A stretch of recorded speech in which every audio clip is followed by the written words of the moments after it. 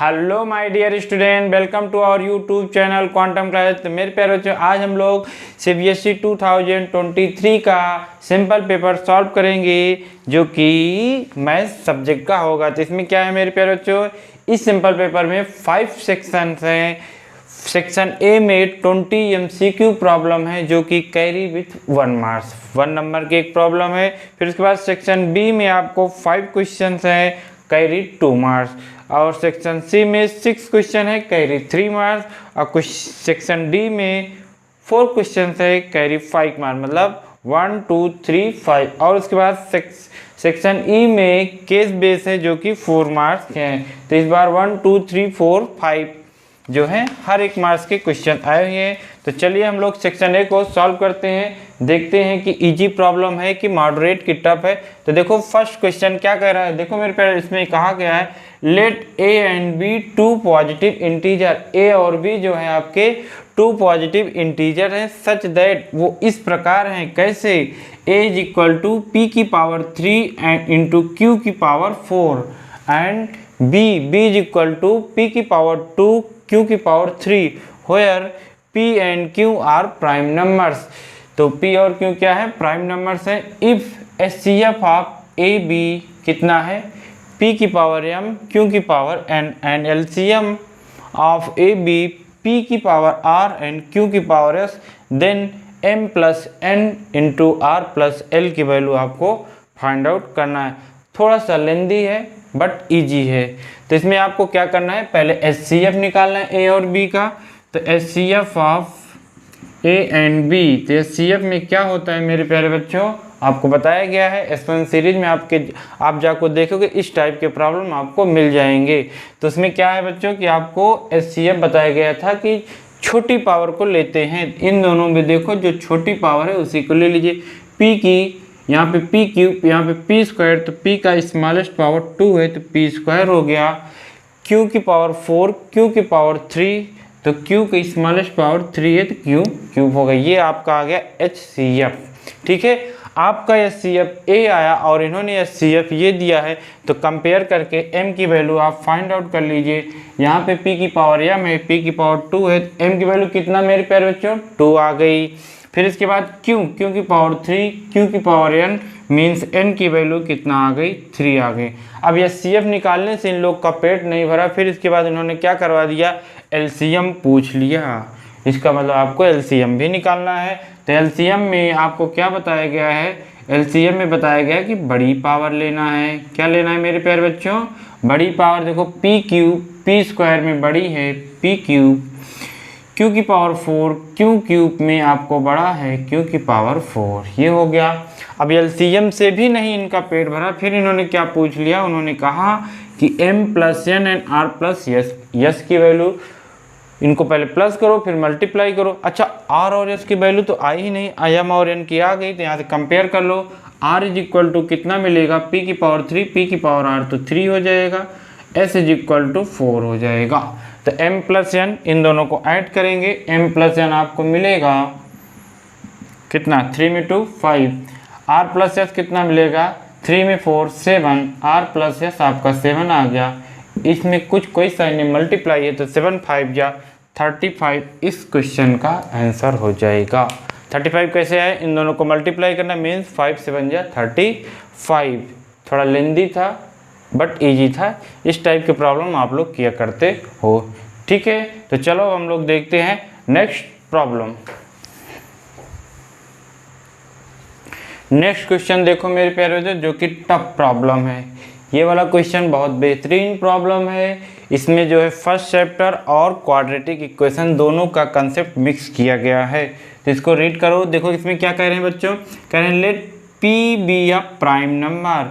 ये जो आपका p है ये कोई प्राइम नंबर है। ठीक है, फिर उसके बाद क्या करें, the quadratic equation having its root as a factor of p।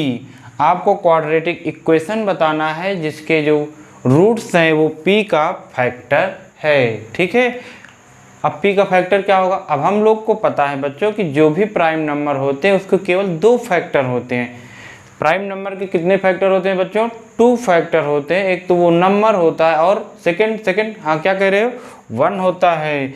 तो एक फर्स्ट आपका p हो गया, ये खुद नंबर हो गया, और दूसरा क्या हो जाएगा 1 हो जाएगा। मीन्स आपको ऐसी क्वाड्रेटिक इक्वेशन बताना है जिसके रूट्स p एंड 1 है। ठीक है, ये बहुत कम लोग सोच पाएंगे कि जो क्वाड्रेटिक इक्वेशन है उसके रूट्स p एंड 1 हैं। ठीक है, अब ये कैसे जान पाओगे, फर्स्ट चैप्टर में है, हम लोग पढ़े कंपोजिट नंबर जिसके मोर देन 2 फैक्टर होते हैं, प्राइम नंबर जिसके ओनली 2 फैक्टर होते हैं, वो नंबर और 1।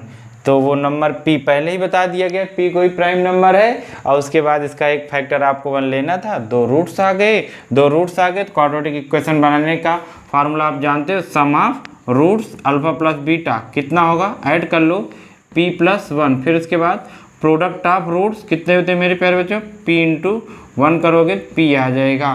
फार्मूला क्वाड्रेटिक इक्वेशन, पॉलिनोमियल नहीं इक्वेशन बताना है, यहाँ पे क्या लिखा है इक्वेशन, तो इसके लिए x square minus sum of roots कितना है p प्लस 1, फिर ब्रैकेट क्लोज, फिर उसके बाद x, फिर प्लस प्रोडक्ट ऑफ रूट्स कितना है p is equal to 0, equation है तो इक्वल टू 0, पॉलिनोमियल है तो इक्वल टू 0 नहीं करना है, यहाँ पे k भी कर देना है, लेकिन वो पॉलिनोमियल अलग बात, इक्वेशन अलग। तो टफ प्रॉब्लम है, कौन सा ऑप्शन सही मेरे प्यारे, बी ऑप्शन इज करेक्ट। ठीक है, तो इसको आप लोग एक बार अच्छे से रिवाइज कर लीजिएगा कि कोई नंबर अगर मान लीजिए p कोई प्राइम नंबर है तो एक रूट तो खुद हो गया, और दूसरा क्या होगा, उसका जो फैक्टर होगा 1 होगा। ठीक है, नोट कर लीजिए। चले हम लोग थर्ड प्रॉब्लम पर। थर्ड प्रॉब्लम देखो मेरे प्यारे बच्चों क्या कह रहे हैं, ये इजी प्रॉब्लम है, इसको आप लोग बहुत आराम से कर सकते हो। इसमें क्या करें if alpha and beta are the zeros of polynomial, इस पॉलिनोमियल के जीरोज अल्फ़ा और बीटा हैं, and alpha plus beta is equal to alpha into beta, then p की वैल्यू आपको फाइंड आउट करनी है। Alpha plus beta sum of zeros क्या होता है मेरे प्यारे बच्चों, alpha plus beta is equal to minus B by A, क्या होता है मेरे प्यारे बच्चों, माइनस बी बाई ए। तो b कितना है -2 है, a कितना है p है, तो कितना आ गया माइनस माइनस का मल्टीप्लाई 2 बापान में p।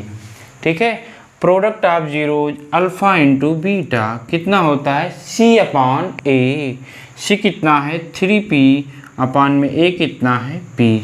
ठीक है मेरे प्यारे बच्चों, तो ये p से p कैंसिल हो गया, कितना आ गया आपका 3 आ गया अल्फ़ा इंटू बीटा। अब यहाँ पे क्या दिया गया है, alpha plus beta is equal to alpha into beta. Alpha plus beta how much, alpha plus beta 2 upon में p is equal to alpha into beta 3, ये 3 हो गया। अब p को उधर क्रॉस मल्टीप्लाई कर दीजिए, 3 इधर आ जाएगा, तो p की वैल्यू कितना आ जाएगी 2/3। b इस सवाल का उत्तर हो जाएगा 2 अपान में 3। ठीक है मेरे प्यारे बच्चों, इजी मतलब बहुत ही इजी था, बस आपको केवल सम ऑफ जीरोज या सम ऑफ रूट्स जो भी है, जीरो दिया है तो sum of zeros and product of zeros का फार्मूला लर्न रहता है, तुरंत कर लोगे। आते हैं हम लोग नेक्स्ट प्रॉब्लम पर। फोर्थ क्वेश्चन देखो मेरे प्यारे बच्चों, ये लीनियर पेयर का है। इसमें क्या करें, if the system of equation 3x + y = 1 and 2k - 1 whole bracket में x + k - 1 y = 2k + 1 is inconsistent then k। Inconsistent का मतलब मेरे प्यारे बच्चों नो सॉल्यूशन, और नो सॉल्यूशन कब होता है बच्चों, पैरेलल लाइन में। उसकी कंडीशन है a1 अपान में a2 equal to b1 upon में b2 does not equal to c1 upon में c2। ये कंडीशन है inconsistent no solution parallel line. a1 coefficient of x यहाँ पे कितना है 3, a2 coefficient of x but second equation की कितना है 2k - 1 is equal to b1 coefficient of y कितना है 1 अपान में इसका k - 1। ठीक है, क्रॉस मल्टीप्लाई करके सॉल्व कर लेंगे हम लोग, कितना हो जाएगा 3k - 3 is equal to 2k - 1। k को एक तरफ ले लेंगे तो 3k आओ माइनस के 2k इधर आएगा तो माइनस हो जाएगा, तो 3k - 2k is equal to -1, ये -3 है उधर आया तो +3 आ गया। तो 3k में से 2k, सर k आएगा, तो +3 में -1 2 आ गया। k की वैल्यू कितनी आ गई 2। जब यहाँ पे k की 2 वैल्यू आती है या ज़्यादा आ जाती है तो फिर इसको भी हम लोग को सॉल्व करना पड़ता है। b1/b2 does not equal to c1/c2, but यहाँ एक ही वैल्यू है तो यहीं से काम चला लेंगे। k की वैल्यू 2, ऑप्शन नंबर डी इस सवाल का उत्तर हो जाएगा। नोट कर लो। फिर हम लोग चलें क्वेश्चन नंबर 5। आ रहा है अच्छे से, ठीक है। तो जब बच्चे सोच रहे होंगे इस टाइप के प्रॉब्लम आपको कहाँ से मिलेगा, कहाँ करना है, तो आप लोग जाएंगे प्लेलिस्ट में, तो उसमें S1 सीरीज करके, तो उसमें देखेंगे इस टाइप के बहुत सारे प्रॉब्लम कराए गए हैं। आप बहुत आसानी से प्रैक्टिस कर सकते हो और इन सब प्रॉब्लम को आसानी से सॉल्व भी कर सकते हो। नहीं तो कोई बात नहीं, अभी हम लोग वो प्रीवियस ईयर के लिए था, इस ईयर के लिए भी नई सीरीज लॉन्च करने वाले हैं। बस थोड़े दिनों वेट कर लीजिए, सीरीज तुरंत ही लॉन्च होने वाली है। तो चलो हम लोग देखते हैं क्वेश्चन नंबर 5। तो ये इजी प्रॉब्लम था, इसमें कोई बड़ी बात नहीं थी। इस टाइप के प्रॉब्लम बहुत पूछे गए हैं सीबीएसई में कई बार। तो ये क्या हो गया, क्वेश्चन नंबर 5 आपका क्या है भाई, इफ द वर्टिसेस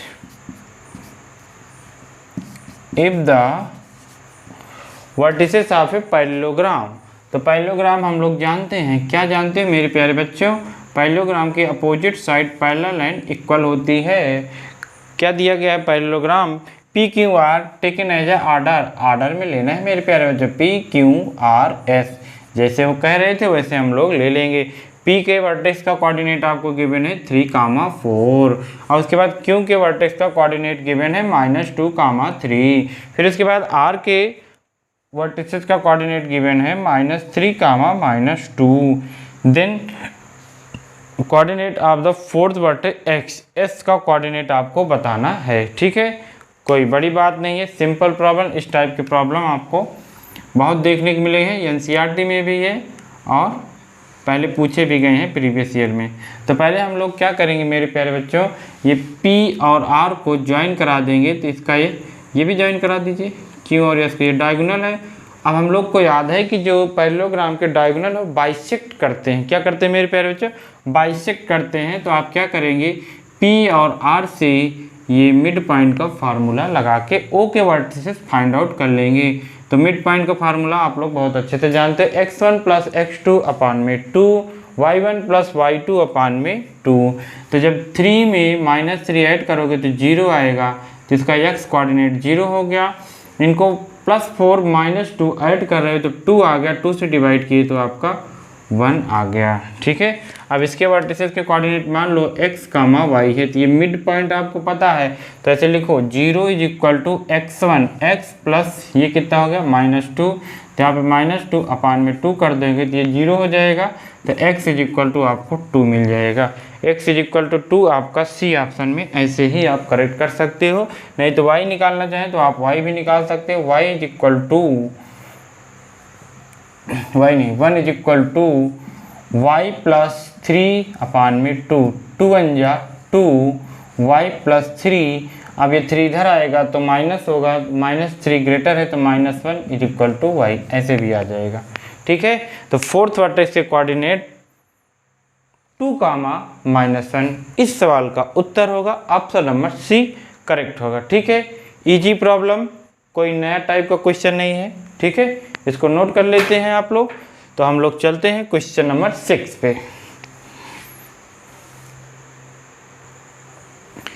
6 क्वेश्चन देखो मेरे प्यारे बच्चों, थोड़ा सा नया है पर ऐसा नया नहीं, इस टाइप के क्वेश्चन सीबीएसई में पहले भी पूछा गया है।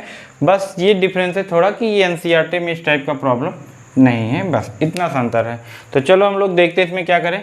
Triangle ABC similar triangle PQR। 2 triangle है, बना लीजिए। ये ABC एंड PQR दोनों ट्रायंगल क्या हैं, सिमिलर हैं। ये 2 ट्रायंगल आपको गिवन है, ठीक है।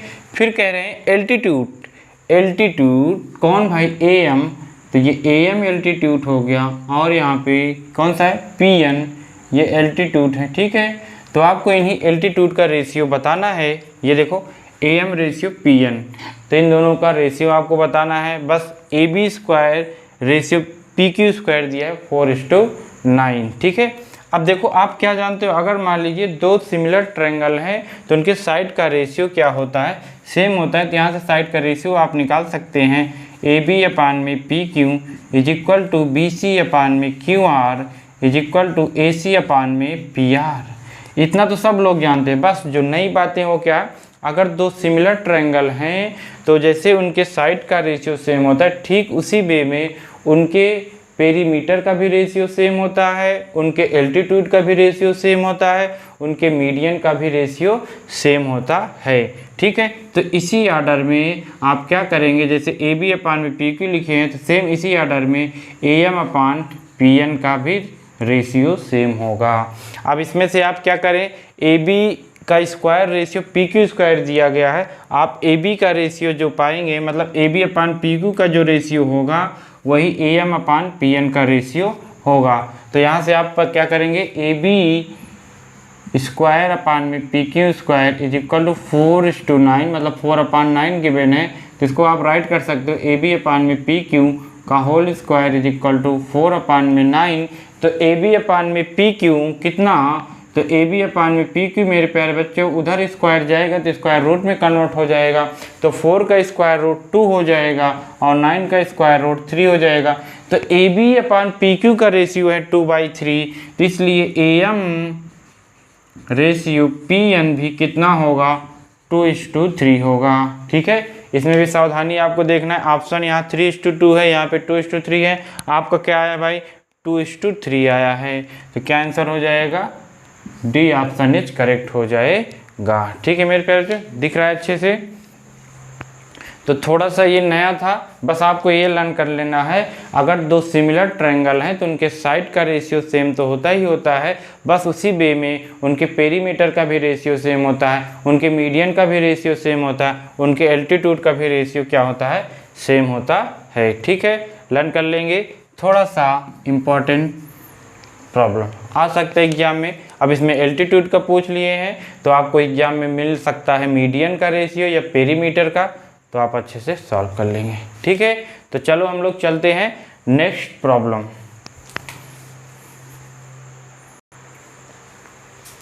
देखो मेरे प्यारे बच्चों, क्वेश्चन नंबर 7 और 8 ट्रिग्नोमेट्री के हैं, तो इजी प्रॉब्लम है, इसमें कोई बड़ी बात नहीं, इसको आप लोग कर सकते हो, आप लोग सॉल्व कर लिए होंगे।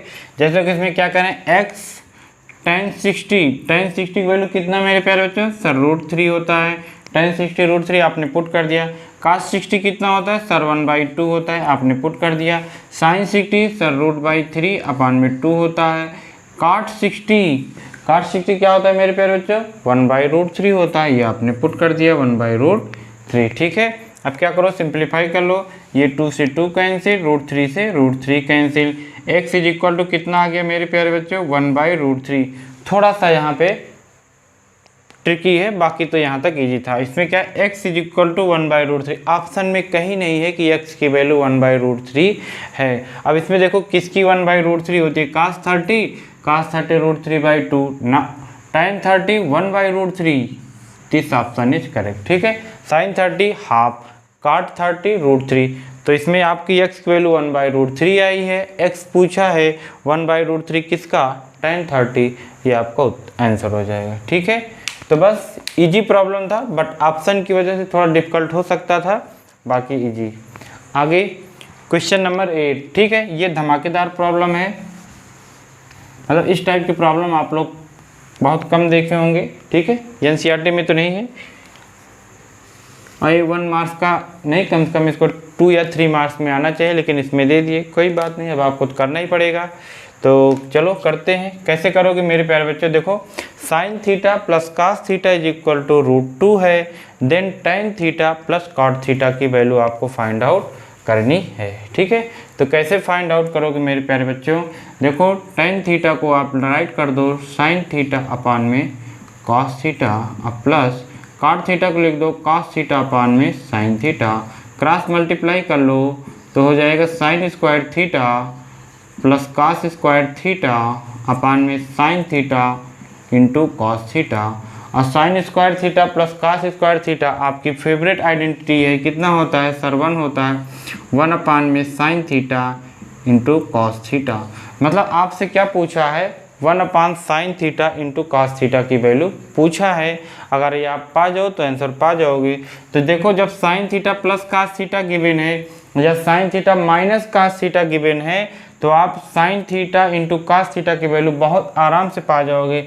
बस स्क्वायर ऑन बोथ साइड कर दीजिए। Sine theta plus cos theta या sine theta minus cos theta का गिवन है तो sine theta into cos theta की वैल्यू फाइंड आउट करने के लिए आप स्क्वायर ऑन बोथ साइड कर दोगे, बहुत इजीली से पा जाओगे। तो स्क्वायर ऑन बोथ साइड कर दिएगा इसका, तो A square sine square theta plus cos square theta plus 2ab sine theta into cos theta √2 का स्क्वायर 2 होगा। अब तो ये आपका फेवरेट फार्मूला पसंदीदा identity sine square theta plus का स्क्वायर थीटा कितना मेरे प्यारे बच्चों 1 हो गया। फिर उसके बाद 2 sine theta into cos theta. अब आप देखिए क्या आपको नहीं मिला sign theta into cos theta, बहुत आराम से मिल गया। अब 2 ये 1 इधर जाएगा तो माइनस हो जाएगा, 2 sine theta into cos theta is equal to 1। ठीक है, तो अब क्या करना है, इसको अपान में भेज दीजिए। तो 2 is equal to 1/sin theta into cos theta. ये इंटू में है, जैसे 2 अपान में आता है वैसे इसी को अपान में भेज दीजिए, डायरेक्ट आपको आंसर मिल जाएगा। कितना इस सवाल का उत्तर आ जाएगा, 2 इस सवाल का उत्तर आ जाएगा। ठीक है, ये मॉडरेट प्रॉब्लम मतलब टफ लेंदी भी है, थोड़ा कंसेप्ट भी है और ये 1 मार्क्स का भी, इसको आना चाहिए 3 मार्क्स में, लेकिन चलो कोई बात नहीं, जितने भी मार्क्स का आएगा आपको करना है तो है। बूंद बूंद से आपको घड़ा बनना है, एक एक नंबर से हम लोग को पहुंचना है 80 नंबर तक, तो इसको आप लोग कर लीजिए अच्छे से। चलते हैं हम लोग क्वेश्चन नंबर 9। इंपॉर्टेंट प्रॉब्लम अच्छे से देख के जाना, इस टाइप के 2-3 प्रॉब्लम है। कहाँ, NCERT एग्जाम्पलर में। ठीक है, तो कर लेना। चलो चलते हैं नेक्स्ट। तो देखो मेरे प्यारे बच्चों, question number 9 based on triangle, मतलब ट्रायंगल चैप्टर से आया है। इजी प्रॉब्लम है, ठीक है, बस थोड़ा सा डिफिकल्ट है। इसमें क्या है, इन गिवन फिगर, ये आपका फिगर गिवन है डी पैरेलल BC। अगर आप ये देखिए कि जब डी पैरेलल BC है, अब इसमें 3 ट्रायंगल बन रहे हैं पर एक छोटा, देखो एक बड़ा, 2 ट्रायंगल बन रहे हैं। अब इसमें जो दोनों ट्रायंगल बनते हैं वो सिमिलर होते हैं, आपको ये ध्यान रखें। क्यों, क्योंकि ये एंगल करस्पॉन्डिंग हो गया, ए एंगल कॉमन है, तो आप ऐसे लिख सकते हो triangle ADE similar triangle ABC।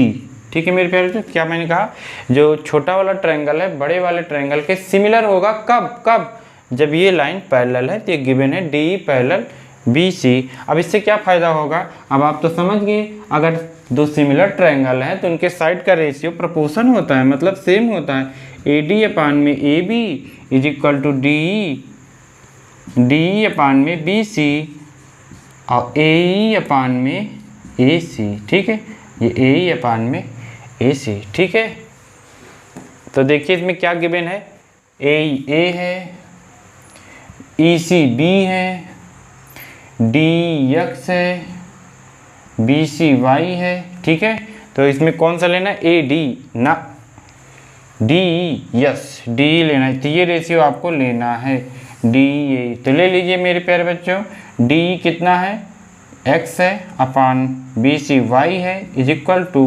AE कितना है, A है, AC क्या होगा, इन दोनों का प्लस होगा, A प्लस B होगा। AC कितना होगा मेरे प्यारे बच्चों, सर AE प्लस EC होगा, AE A है, EC B है, तो A प्लस B हो गया। आपकी किसकी वैल्यू पूछे, X इज इक्वल टू या Y इज इक्वल टू, तो जब यहाँ से X is equal to find out करोगे तो आ जाएगा AY अपान में A plus B, Y cross multiply हो गया, तो X is equal to AY A plus B। C option is right. इस सवाल का उत्तर C होगा। कोई डिफिकल्ट प्रॉब्लम नहीं, इजी प्रॉब्लम। बस आप लोग ये ध्यान रखो कि जैसे मान लो एक ट्रायंगल है, इसमें एक पैरेलल लाइन ड्रा की गई, तो जो छोटा ट्रायंगल है बड़े वाले ट्रायंगल के सिमिलर होता है, आप आराम से लिख लोगे। ये करस्पॉन्डिंग एंगल सेम होंगे, तो D के सामने आपको B को राइट करना है, D के सामने B को राइट कर दिया। A एंगल कॉमन है तो A के सामने A राइट करोगे, जो बचा है E के सामने C हो जाएगा। करस्पॉन्डिंग साइड का रेशियो AD अपान में AB is equal to DE upon में BC, तो AE अपान में AC कर लोगे, आंसर आ जाए। ठीक है, तो चलो हम लोग चलते हैं नेक्स्ट प्रॉब्लम पे। देखो मेरे प्यारे बच्चों, ये भी ट्रायंगल का ही प्रॉब्लम है, ये भी सिमिलरिटी से ही लगेगा, इजी प्रॉब्लम है। देख लेते हैं। A B C D is a trapezium. आप बना दीजिए मेरे प्यारे बच्चों, A B C D is a trapezium. Trapezium की खास बात ये होती है मेरे प्यारे बच्चों कि इसमें वन साइड क्या होती है, एक साइड के पैरेलल होती हैं। तो इसमें मान इसमें दिया भी गया है, क्या दिया गया है कि ए डी जो है बी सी के पैरेलल है। तो ये जो डी सी है ए बी के पैरेलल। उसके बाद कह रहे हैं if the diagonals A C and B D, ये देखो ये ए सी एंड ये बी डी का जो डायगोनल है ओ पॉइंट पे मीट कर गया। ठीक है, फिर उसके बाद उन्होंने कहा कि such that A O upon में O C is equal to D O upon में O B is equal to 1/2 then B C A D आपको 4 दिया है।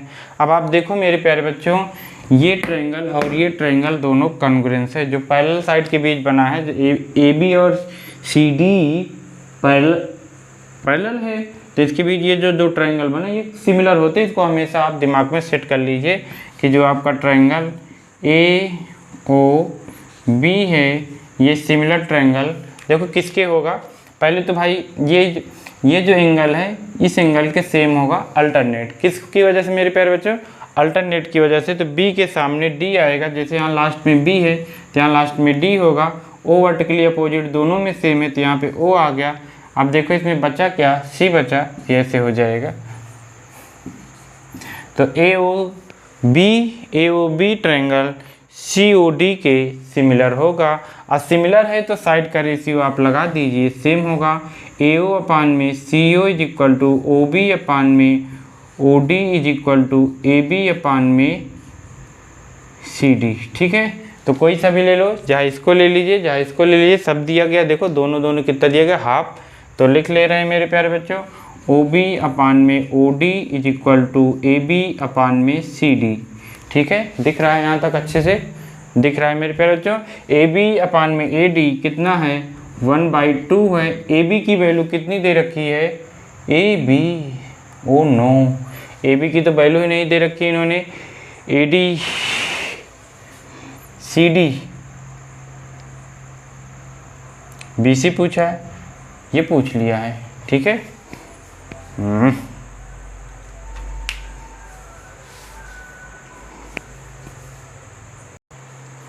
देखिए बच्चे यहाँ पे कह रहे हैं A D parallel B C और यहाँ पे क्या हो गया, A B parallel D C हो गया। थोड़ा गलत हो गया, इसको सही से करना था। एक बार फिर से फिगर ड्रा कर लिया जाए। इसमें क्या हो गया मेरे प्यारे बच्चों, आपका एक ट्रेपेजियम बना लीजिए। ए ये बन गया ए बी सी डी। इसमें आपको ए डी जो है पैरेलल दिखाना है बी सी के, तो यहाँ पे ए डी ले लीजिए, ये बी सी। ठीक है, A D parallel B C हो गया, ए बी सी डी इस आर्डर में। ठीक है मेरे प्यारे बच्चों, तो अब इसको मिला दीजिए। ए सी डायगोनल है, कहीं लिखा था ये है, तो ए सी आप डायगोनल मिला दीजिए और आपको क्या मिला दीजिए यहाँ पे बी सी, ओ हो गया। ठीक है, तो जल्दी से हम लोग राइट कर लेंगे। Triangle A O D similar triangle किसके होगा मेरे प्यारे बच्चों, जो आपका डी एंगल है वो बी के सेम होगा, तो यहाँ पे बी आ जाएगा, यहाँ पे ओ आ जाएगा, ए जो है सी हो जाएगा, ऐसे हो जाएगा। तो रेशियो कितना होगा, ए ओ अपान में C O is equal to O D upon में O B is equal to A D upon में सी बी। ठीक है, सी बी या बी सी। इसमें रेशियो 1/2 गिवन है तो 1/2 ले लेंगे। ए डी कितना गिवन है, 4, यहाँ पे 4 आ जाएगा। बी सी आपसे पूछा है तो यहाँ पे बी सी कर देंगे, क्रॉस मल्टीप्लाई करेंगे तो B C is equal to 8 centimetre आ जाएगा। ये है सी ऑप्शन इज करेक्ट। ठीक है, तो इजी प्रॉब्लम था, बस आपको फिगर इसको देख के बना था कि ए डी और बी सी पैरेलल है। तो पैरेलल साइड वाले जो ट्रायंगल होते हैं उसी का क्या होता है, सिमिलर होता है। ये दोनों सिमिलर नहीं होते, ये आपको अच्छे से लर्न करके रखना है। ठीक है, कर लीजिए। चलते हैं हम लोग क्वेश्चन नंबर 11। देखिए मेरे प्यारे बच्चों, question number 11 based on circle, मतलब सर्कल चैप्टर से आया है। इजी प्रॉब्लम है, कोई बड़ी बात नहीं है कि ऐसा ना हो कि टफ प्रॉब्लम है। देखो इसमें क्या करें, if two tangent inclined at an angle of 60 degree are drawn at a circle of radius 3 centimetre. देखो मेरे प्यारे बच्चों, ये आपका क्या है, सर्कल है जिसकी रेडियस कितनी है, 3 सेंटीमीटर है। कहीं पे एक टेंजेंट, दो टेंजेंट इंक्लाइन है कितनी डिग्री पे, 160, कितना दिया गया भाई, 60 डिग्री। इनके बीच का एंगल कितना है, 60 डिग्री। फिर उसके बाद क्या करें, then the length of each tangent is equal to, हम लोग जानते हैं मेरे प्यारे बच्चों कि जैसे मान लो किसी एक्सटर्नल पॉइंट से P से दो टेंजेंट इस सर्कल पे ड्रा करते हैं, PA और PB, और दोनों की लेंथ क्या होती है, सेम होती है। मान लीजिए सेंटर है, ठीक है, दोनों की लेंथ सेम होती है, तो अब आप इसको बहुत ईजिली से निकाल सकते, बस इस लाइन को आप ज्वाइन करा लेंगे, ठीक है, सेंटर से इसको यहाँ पे O दे देंगे। अब आपका एक और ये भी पता होगा क्या कि रेडियस और टेंजेंट 90 डिग्री होते हैं, मतलब यहाँ पे क्या होगा, 90 डिग्री का एंगल फॉर्म हो जाएगा। अब आपको देख लीजिए राइट एंगल ट्रायंगल कौन सा, PAO, ये राइट एंगल ट्रायंगल है, ठीक है। अब आपको ये रेडियस 3 सेंटीमीटर दे रखा है। अब आपको ये बेस बताना है, ठीक है, क्योंकि 90 है तो ये हाइपोटेनस बनेगा। समझ में आ रहा है मेरे प्यारे बच्चों? तो आप ले लीजिए मेरे प्यारे बच्चों cos 30, ठीक है, क्या आपने ले लिया, cos 30, ठीक है। एंगल यहाँ पे है तो ये बेस होगा और ये आपका हाइपोटेनस होगा, ये परपेंडिकुलर होगा, ठीक है। तो चलो ले लेते हैं cos 30, बेस क्या है, PA अपान में tan लीजिए, tan 30 लीजिए, tan 30, ये जब सेंटर से यहाँ पे इसको हम लोग मिलाते हैं मेरे प्यारे बच्चों तो ये बाइसेक्ट करता है। ये भी आपको पता होगा कि पहले 60 डिग्री जब इंक्लाइन बाइसेक्ट कर जाएगा तो कितना हो जाएगा 30, और ये भी कितना हो जाएगा 30, ठीक है। यहाँ पे भी बाइसेक्ट कर जैसे इसको मिला दोगे तो ये जितना रहेगा, मान लो 120 से 60, ये भी 60 है, ये भी क्या हो जाएगा आपका बाइसेक्टर होगा। ये लेंथ क्या होगा, सेम होगा। बहुत ईजी है, जब अभी आप लोग सर्कल पढ़ेंगे तो बहुत अच्छे से जान जाएंगे, ठीक। तो tan 30, तो बेस एंगल जहाँ पे वो बेस है, तो ये आपका बेस हो गया क्या, PA अपान में परपेंडिकुलर, सामने वाला क्या हो गया परपेंडिकुलर, कितना 3, tan 30 कितना होता है 1/√3 PA अपान में 3, इधर एक क्रॉस मल्टीप्लाई हो जाएगा, 3 अपान में √3 इज इक्वल टू PA, ठीक है। अब इसको हम लोग क्या कर लेंगे, रेशनलाइज कर लेंगे, तो 3√3 अपान में √3 इंटू, नहीं रेशनलाइज किया, इसको 2 बार √3 लिख सकते हैं, √3 इंटू √3 अपान में √3, ये √3 कैंसिल हो जाएगा, तो PA इज इक्वल टू कितना आ जाएगा √3। √3 पर इसमें कहीं ऑप्शन में नहीं है मेरे प्यारे बच्चों, कहाँ गलत हो गया, एक बार फिर देखो। If two tangent inclined at an angle of 60 degree are drawn to a circle of radius 3 centimetre, then the length of each tangent is equal to, सही तो है, 60 था, तो जब ये रेडियन बाइसेक्टर करेंगे तो 30 हो जाएगा। अब ये आपका 90 डिग्री, तो ये हाइपोटेनस हो गया, तो ये थीटा हो गया, तो ये बेस अपान, तो परपेंडिकुलर अपान में बेस होता है, सॉरी बच्चों, तो tan theta is equal to क्या होता है, परपेंडिकुलर अपान में बेस, इसीलिए थोड़ा गलत हो गया। तो tan 30 is equal to perpendicular theta, इसके जस्ट सामने कितना होगा AO अपान में बेस कितना हो जाएगा PA, तो tan 30 1/√3 AO कितना 3, ये PA क्रॉस मल्टीप्लाई करोगे तो PA इज इक्वल टू कितना आ जाएगा 3√3, ठीक। इस सवाल का उत्तर D हो जाएगा। अच्छे से दिख रहा है पूरा, ठीक है, अच्छे से दिख रहा है, किसी को कोई टेंशन नहीं लेना है। जितने अभी इस टाइप के बहुत सारे प्रॉब्लम आपको कराए जाएंगे, ठीक है, आप चिंता मत करिए, खूब प्रैक्टिस कराई जाएगी। बस आप एक बार देख लीजिए कि सिंपल पेपर में इस टाइप के प्रॉब्लम आते हैं, तो ये नहीं कि यही क्वेश्चन आपको एग्जाम में मिलेगा, बस इस टाइप के क्वेश्चन आ सकते हैं, तो इस टाइप से हम लोग पढ़ेंगे। इसके अराउंड क्या क्या बन सकता है, ये सब क्वेश्चन हम लोग देखेंगे। अभी अपनी एक सीरीज लॉन्च करेंगे तो उसमें हम लोग बहुत अच्छे से देखेंगे। पहले तो अभी हम लोग सिंपल पेपर देख लें, तो चलो हम लोग चलते हैं नेक्स्ट क्वेश्चन, क्वेश्चन नंबर 12। देखिए मेरे प्यारे बच्चों, ये भी सर्कल से ही बेस्ड है, पर इम्पॉर्टेंट क्वेश्चन, ये थोड़ा अच्छा क्वेश्चन। इसमें क्या करें, the area of circle that can be inscribe. Inscribe का मतलब ये है बच्चों, कौन इंस्क्राइब है, सर्कल, कहाँ, स्क्वायर में, मतलब इंस्क्राइब का मतलब अंदर, कौन अंदर होगा, जो इंस्क्राइब होगा, कौन इंस्क्राइब है, सर्कल इंस्क्राइब है, ठीक है, समझ आ रहा है बच्चों। तो ये इंस्क्राइब है मतलब इन चारों साइड को टच करता है, ए ऐसे और ऐसे, ठीक है। तो इसमें इन्होंने कहा कि इस area of the circle, circle का एरिया बताना है। तो सर्कल के एरिया आप तभी बता पाओगे जब आप सर्कल की रेडियस पता कर लो। क्यों? क्योंकि अगर आपको सर्कल की रेडियस पता है तो एरिया ऑफ सर्कल क्या होता है, पाई आर स्क्वायर, आपका तुरंत आंसर आ जाएगा। तो रेडियस देखो क्या होगा मेरे प्यारे, जैसे मान लो इसका सेंटर है तो ये इसे ज्वाइन करा दिए, ठीक है। तो जो इसका डायामीटर है सर्कल का, इसके साइड के पैरेलल है, मतलब इक्वल है। तो साइड ऑफ स्क्वायर कितना दिए गए, 6 सेंटीमीटर, तो इसका डायामीटर भी 6 सेंटीमीटर हो जाएगा। तो रेडियस कितना हो जाएगा, डायामीटर का हाफ हो जाएगा। लो, आपको रेडियस मिल गई तो आपको आंसर भी आ गया। पाई आर स्क्वायर मतलब आर का स्क्वायर, 3 3 या 9 पाई सेंटीमीटर स्क्वायर। इस सवाल का उत्तर डी आ जाएगा। इजी प्रॉब्लम था, बस ये फिगर आपको ड्रा करना आना चाहिए। तो ये इजी है। अब हम लोग चलते हैं question number 13।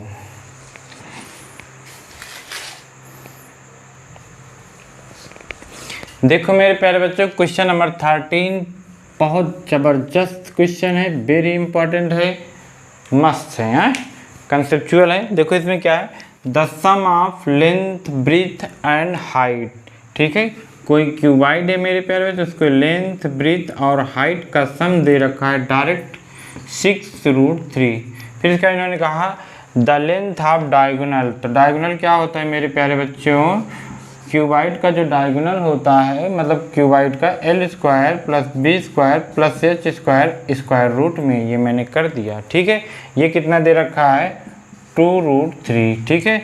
Then find the total surface area of cuboid. ये क्या होता है, 2 in bracket LB plus BH plus HL, ठीक है।